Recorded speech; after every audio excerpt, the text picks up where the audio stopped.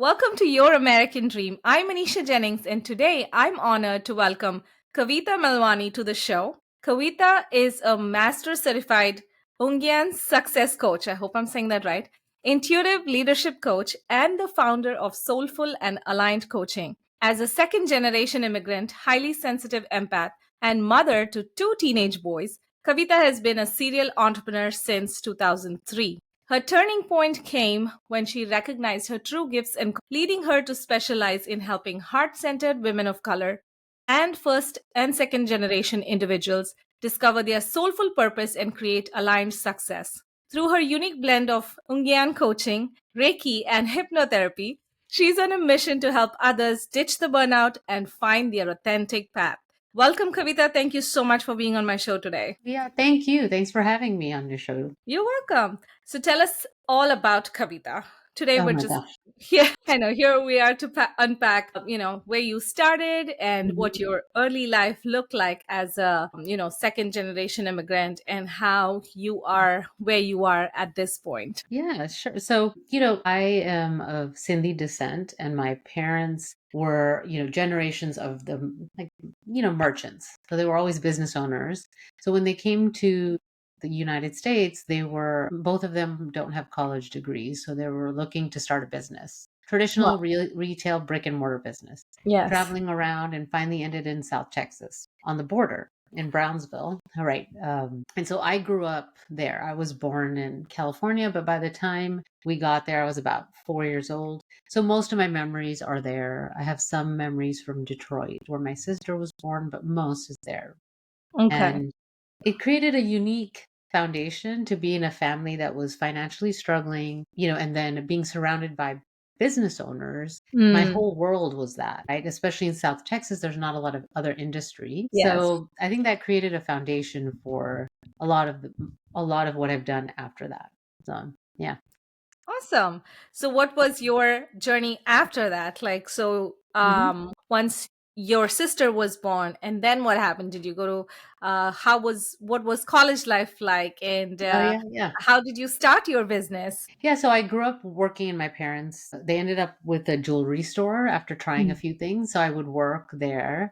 While I was working there, I also learned to speak Spanish because we're on the border and a lot of the clients didn't speak English, right? Okay. So took classes. So actually Spanish is my second language. And I really had to fight even to go to college because they did not Mm, believe that women or girls should go to college, right? That wow. was what, they brought the ideas from India when they were there. Right, And right. it's like a time capsule, right? They bring Yes. that here and they want to make sure they preserve that.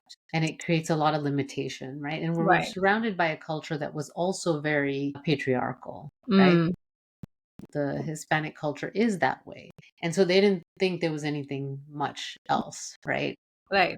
So when I finally went to college, I didn't know what to do, and I just loved my psychology classes. So I ended up majoring in psychology.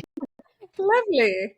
So how did you end up taking psychology classes? You need to take some prerequisites, your general education requirements. And so like Okay. intro to psychology was one of the classes that we had to take. Something we had to take that or sociology. I was like, I like Mhm. psychology. I've always read books I used to read books as a teenager on psychology, past life stuff. Like I've always been interested in that kind of stuff. So I was like naturally drawn to take psychology. Amazing. Amazing. So we talked about you being a highly sensitive person and an Mhm. empath. Tell us a little bit about that experience growing up and how did that aspect of your life take shape? Yeah, so I figured that out after I have two boys, as you mentioned in the bio. Yes. And the older one was, we were having some challenges with him in school. I put him in a Montessori school so that he couldn't sit, right? So Yeah. he had to move.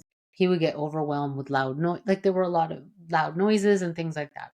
So I saw this seminar locally in a Hmm. parenting seminar on is your child highly sensitive? So I go to Oh, this, and during that, excuse me, she says this is genetic, and so most likely you mhm. or your spouse or partner is highly sensitive. So she gave us the little assessment to take. Got it. And that's Wow. how I found out. So I started doing research, I think he was about 8. that point. And now he's Wow. almost 20. So that's, yeah. That's lovely. So how did becoming a mother Yeah. influence your life? Obviously, it changes us all once we become moms. It's a Mm. different Oh, yeah. path. So how did that influence your business journey? Well, so before I was a mother, I had brick-and-mortar ideas of business, right? So I had a Mm, tutoring franchise. And lovely. that was my first like real brick-and-mortar business. I opened that in 2003. And so after having David, my older son, it was really challenging because I would work, as you can imagine, tutoring is after school. So I would be there from 12 to 8 o'clock. Well, as Yeah. you know, with a child, baby, Yes. that, that I guess, now that I reflect back, he was a baby that would wake up at 5, no matter what. So I did Wow. get like 5 in the morning with him till I left, right? Yeah.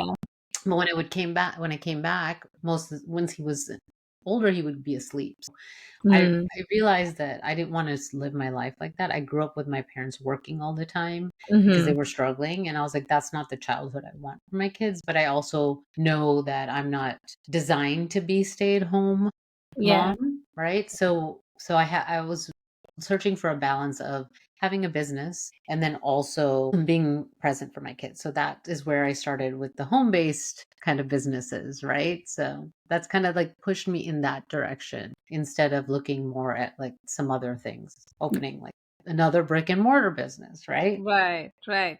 So what did that transition into? So you said, you're a serial entrepreneur. So after the coaching business, what did that evolve into? Yeah, so I had to sell my tutoring business because we've moved a lot. So after I got married, I lived in Toronto and then we lived in Miami. And in Miami was my tutoring center. And I sold that when we moved to Texas.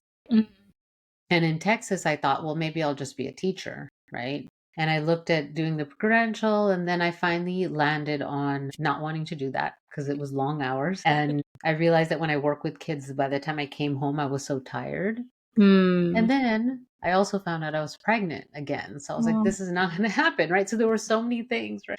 So then I started a actually event planning business. lovely. Yeah. So it was interesting because I started to get momentum, and then 2007 hit and all the companies were not doing events anymore, right? Right. During that time. So Yes. The yeah, depression. that was a challenge.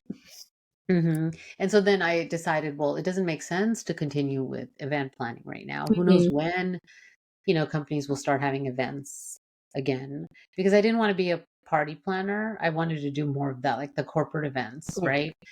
So, so then I talked to my parents and I started a jewelry business because I was like, oh, You've done they that. can help me with that. I did it, but I wanted to do a home-based jewelry business. So I would set Mhm. up jewelry shows and, do all this stuff so that I wasn't gone all day. I was with my kids as much as possible. And then I could also do that. But it was very tiring. It was very taxing on the body to go and Mhm. set up and break down. If you've ever gone to like a craft show Yes. or Yes. event, It's a lot of work. it's a lot of work, A right? lot And of so work. that was Yes. starting to not feel good. I was starting to have some health challenges.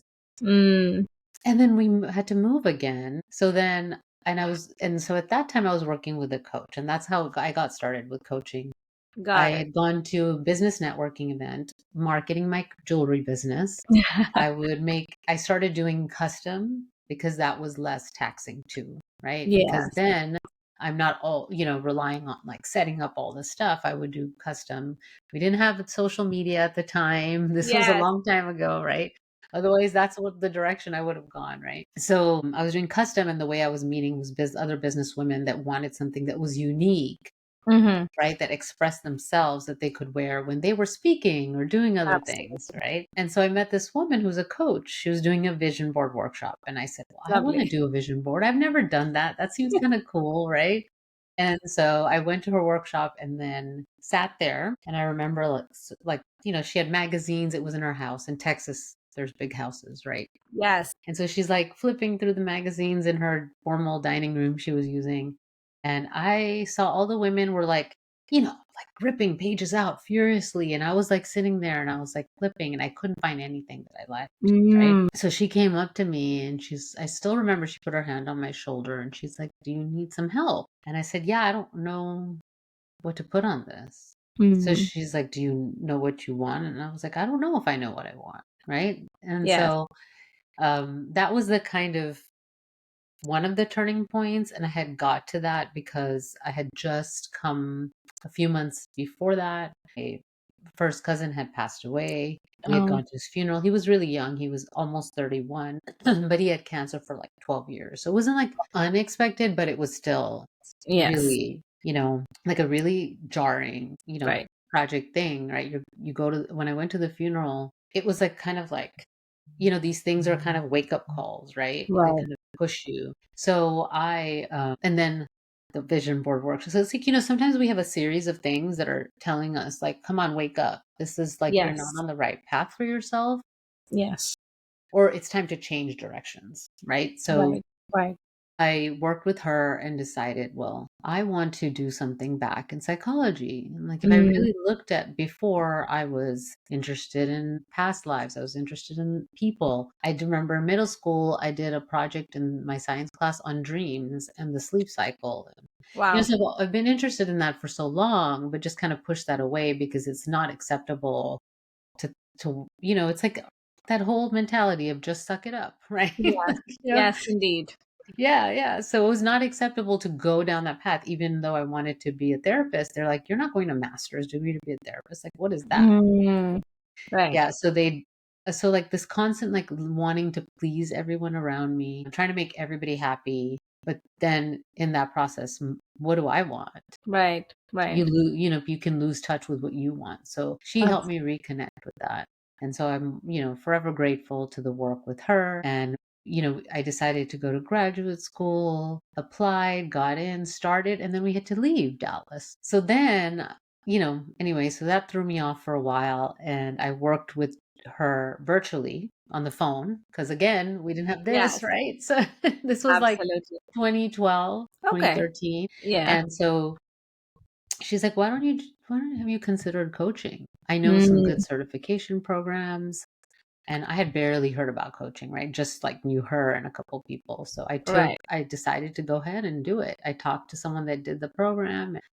So in 2014, I started coaching. Wow. Wow. I love that. Yeah. So, your experiences, so you have had so many businesses. So, Hmm. what is the one common theme or a couple common themes that you saw through each of those businesses that Hmm.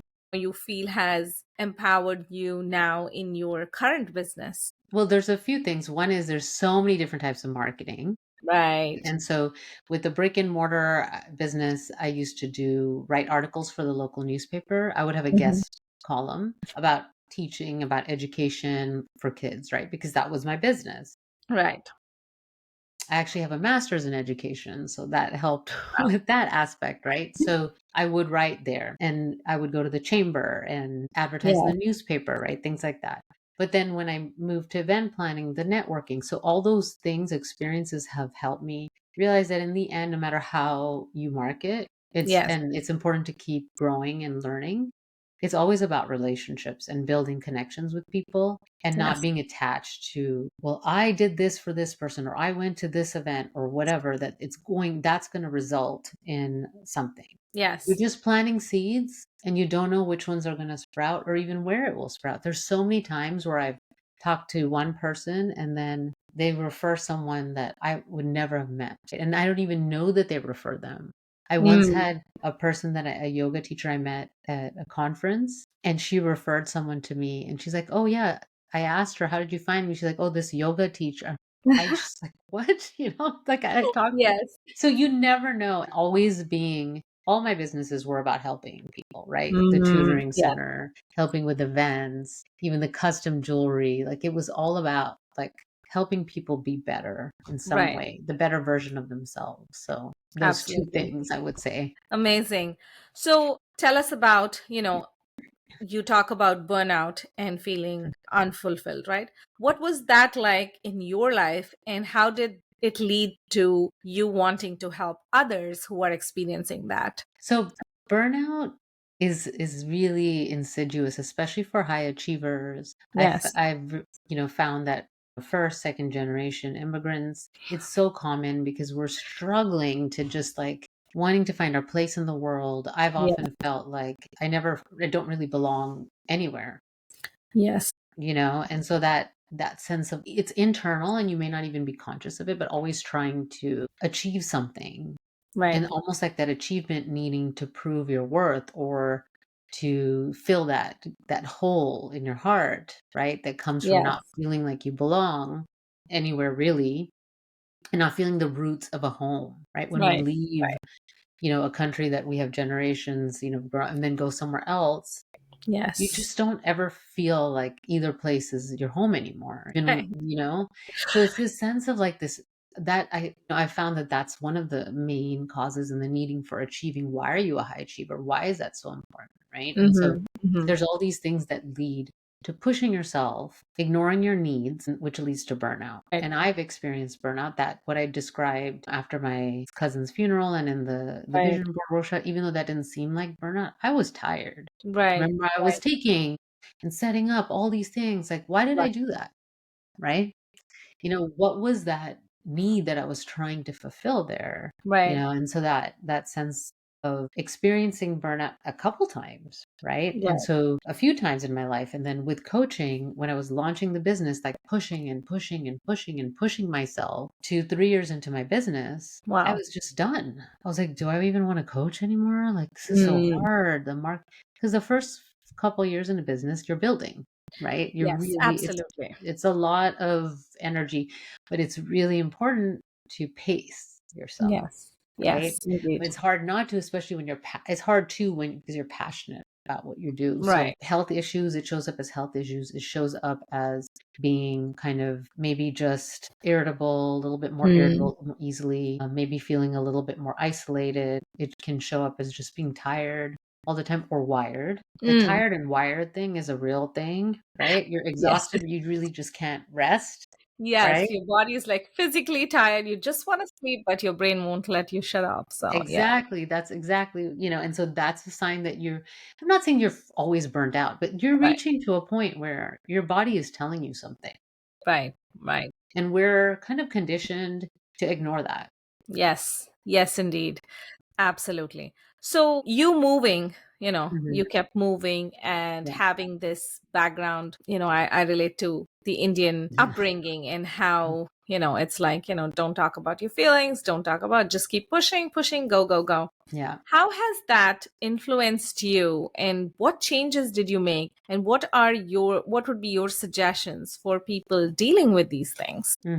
Well, it's really hard. What I found, because I've mainly worked with first, second generation women now, right, is that one of the hardest parts is to know that you're feeling these things. Right. So even listening to conversations like this, if Yes. it's sparking something in a person that's listening to this, I Right. would encourage you to get back into your body Mm. because we get stuck in our minds. Our minds are so powerful.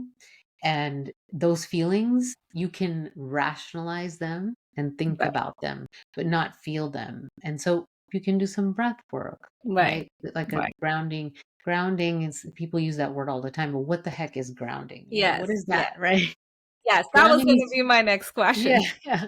It's like bringing yourself back into your full self, Yeah. not just where we tend to stay is up here, right? In the upper part of our body, Right. because we are thinking about things and we're just trying to figure everything out, but we're ignoring the rest, right? Mhm. And so the grounding is bringing that, let's say the easy way to say it is the sensation all the way down to your feet and Mm. being fully present here in this moment, not Mhm. thinking about the future, not thinking about the past, not worrying about this and worrying about that.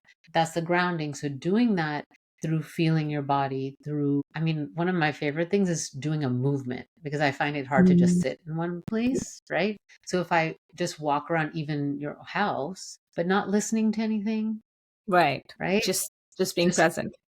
just being present in your, like, in your house and not thinking, oh, I have to clean that. No, just walk around. If you can go inside, but outside, that's even better. But I know not everybody has, depending where they live and the weather, it's not always Exactly. possible. Yes. But just that movement and the intention of any kind of movement, if you do yoga, a few yoga poses, just that to bring yourself into, that's where I would start. And then Right. notice what you're actually feeling. Right. Right. So Mhm. I've had this experience where, like, someone said, "Oh, I don't feel good. I Mm. ate something, something happened." I'm like, "You got to listen to your body." Yeah. And I understand that because I've had issues in the past where I had to Mhm. really watch what I was eating or it would Yeah. give me an Mhm. upset stomach. So I understand the concept of watching and listening to your body. But for Mhm. someone who's like, I don't know what that means. What does listening to your body, or what does watch what your body do? Oh, I don't feel any sensation, or I don't know how to listen to my body. What would you Mhm. say to someone like that? Well, they're really cut off from their body. It sounds like, right? There's that cut off from feelings, cut off from their body. Someone like that, really like what I just shared about the really simple thing, like just Hmm. walking, stretching, breathing. There's so many free breathing meditations. I think breath work is one of the easiest ways to get into the sensation a little bit more than you are. And it's not going to happen overnight, right? Right, Even a simple thing like a box breath, which is the 4-4-4 breath. So that's like right. inhaling, hold, Hold. exhale, hold. Like that's a simple, very simple. And then close your eyes because the eyes are like when you're looking at a bunch of things that, and just scan your body. And then what is your body saying? Like what are you feeling? Do you feel tightness? Do you feel, it's also people can get stuck on trying to label the feeling. You don't have Right, to label the feeling. right. It's Just just feel it. feeling the sensation, right? So like I Right. just sense, oh, I'm feeling a little tightness here in my stomach, or I'm feeling tightness in a lot of people in their shoulders, right? Hmm. In their Hmm. back. And then when you notice it, then you can be like take a breath and release it a little bit, right? So Right. it's a practice like anything else. Anything you want to learn, anything new, it takes some effort and practice. Yes, indeed. So, with you in your life, when you started this, did you like start from, did you always have this as part of your life, or was this an influence of the coaching that you started? And Mhm. then you started, with all the grounding and these practices where now you are where you're at. So, reflecting back on your life, what do you wish you knew maybe Mhm. like 10 years ago? Well, definitely, I didn't know about box breaths. I didn't know about breath work. I didn't know really much about grounding. I had just started learning about that. I didn't know about, I have the chakras behind me, right? Like that, Yes, the whole energy centers. I didn't realize about it's not necessarily have to be woo to think about how we show up, how we feel also influences how people react to us and respond to us and all those things I wish I knew before, right? right, Because if I had learned how to calm my nervous system down, right, how to express more of my feelings and feel what I'm feeling, then I would have been able to have better relationships and feel less stress and less health challenges and all of that. So, I right. mean, now there's so many resources too. At that time, we didn't Absolutely. have it. So, it's so easy to go and search breath work online. You can go to like YouTube or wherever, Yes, and there's videos to help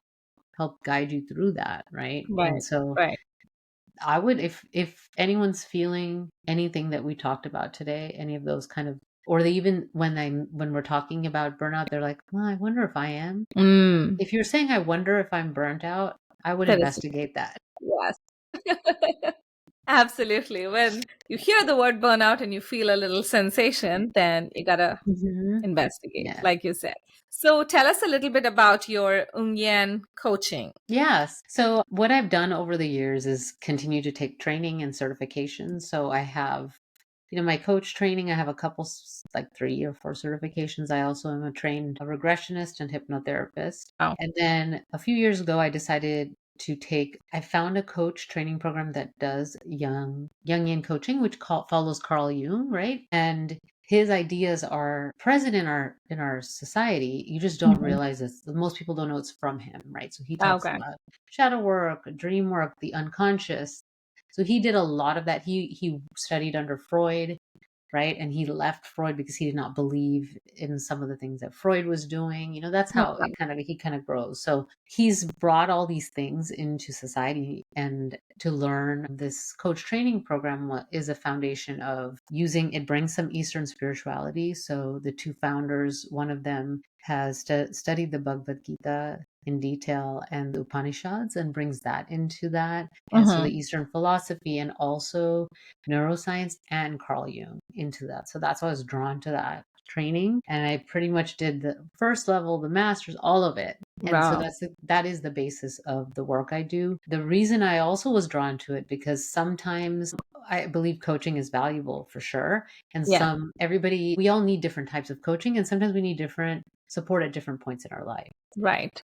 If you keep hitting a wall, no matter what external things you're doing, then there's some subconscious things going on. And I wanted Makes to learn how to get to that. And that's what the Jungian coaching does. It is really to help you break those repeated patterns. It's like this pattern. Let's say you have a pattern of no matter what work you do or what business you start, you're always burning out. Well, there's Mm, something underneath there. What is that about? Right. right. And so Right. let's go directly towards that instead of just changing the business now. We can Got do that, and we'll come up with strategies to help with your work or your job or your business. At the same time, we want to work at that kind of what is underneath and pushing you towards that. And that's where the Jungian work comes in. Lovely. So, what are some of the common patterns that you see in high achieving women who feel Mhm. unfulfilled? Now, kind of what I shared in the beginning of when we were talking would be that sense of no matter what you achieve, it's never enough, Yeah. right? Yeah. This sense of, you know, you thought that when you got to this accomplishment that Hmm. you would feel like, okay, now I feel like I've arrived, right? Right. And you just, Right. it's like, I'm never there. I'm always there and always working towards something. Right. But that working towards something is like, I can't feel good until I get there. There's nothing wrong with always working for something, Right. but also being okay with where you are right Correct. now. And then there's the people pleasing, and Yes. we've heard that a lot, but I think Yes. it's can be overly simplified, because the simple way of people pleasing is like, I want everybody to like me.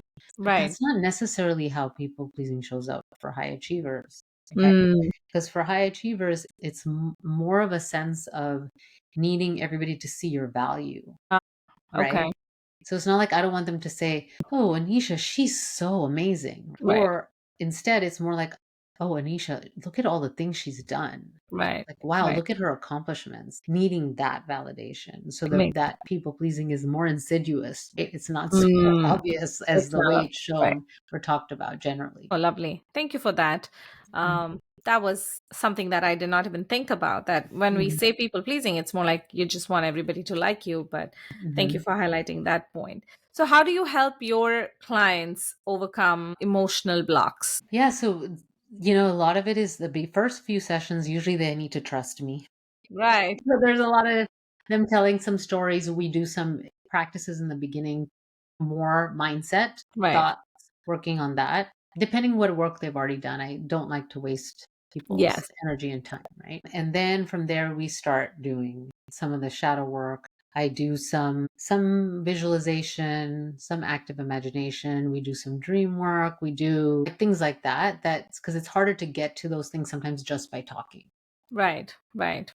Yes. especially if you're strong, because high achievers have a strong mind, right? Absolutely. So you have a strong mind. I could talk to you for like 3 hours and not get to it. So Yes. let's get to it through a different channel. So Right. that's the way that I would work with the person. And they always have something to practice outside the session, some Right. kind of practice to continue that between our sessions, so that the growth is not just when we meet, but it continues. Absolutely. So, what made you focus on heart centered women of color? Because I felt that, well, I'm in that category, right? Yeah. And also that as heart-centered women are not really, I just don't feel like there's a lot of resources, I guess is the word. A lot of people Hmm. that understand. I went and I've gone through with it. I've worked with a therapist. I've worked with coaches. I'm not just providing it. I also have gone through these processes myself, Right. right? And sometimes they're amazing, and sometimes a person just did not understand the challenges that I had, not on purpose, they just Right. They just couldn't get unaware. it. And so I felt like I have had a lot of clients that, they bring me challenges that I just get Right. on a Right. level that sometimes other people can't. And I'm not saying you have to be that to help them. I just Right. think that me experiencing that brings a different perspective. Makes sense. Makes sense. Thank you. So, what's your vision for changing how we define success in business? Yeah, I mean, success in business, my vision is that it's more like I don't know, colorful, a nuanced, Yes. and it's not so, well, it's based on, visibility, likes, income. Yeah. It's just there's so much more to it. Not to say those things are not great. Yeah. It's just that there's the success, if it's just defined by those parameters, which I feel are more masculine Right. parameters anyway, which a lot of high achieving women tend to have to be more masculine. Right. And I'm not saying that men are wrong or anything. It's just we all It's need the a balance. energy. Yeah, Yeah. we need a balance for ourselves, right? So why can't we just have more of that feminine also energy of like, fulfillment? Just and then it's not just us feeling that and have Yeah. feeling like you sometimes I feel like I have to explain it to people and I just don't do that. If they don't get it, they don't get it, right? Right. Right. But then it's that sense of like, oh, there's more people like me that can define success like this instead Right. of the narrow definition of Right. like, whatever the powers that be say success, you know? Yes. Well, thank you so much for sharing that. Mhm. Before we wrap up, tell us a Mhm. little more about the work you do, and not like the work you do. You explained it already. But if somebody wants to work with you, how can they reach out to you? What would Yeah. working with you look like? And what's the best way to reach you? Yeah. So the best way to reach me, well, you can go to my website and I have a link to book a free call about around success on redefining success.